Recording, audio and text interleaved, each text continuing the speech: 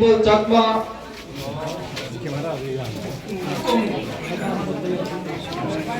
শুক্রাচার্য চাকমা, সুগময় চাকমা, লক্ষ্মী কুমার চাকমা এবং নবদ্বীপ চাকমা, এই 5 জনের নেতৃত্বে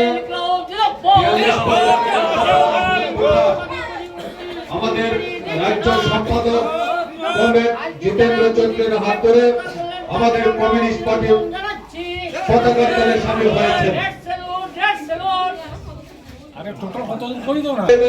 তলে শামিল হয়েছে।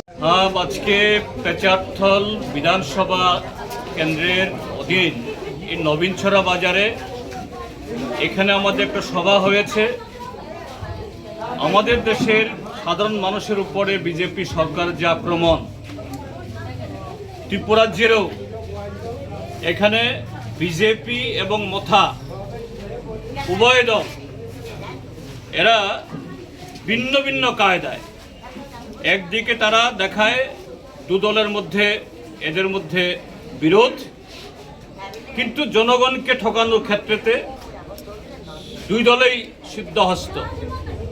তার বিরুদ্ধে বীতশ্রদ্ধ হয়ে এই আমাদের জনসভাতে এখানে 42 পরিবারের 125 জন অ্যাডাল্ট তার সদস্য তারা আজকে লাল ঝান্ডার নিচে হাজির হয়েছেন।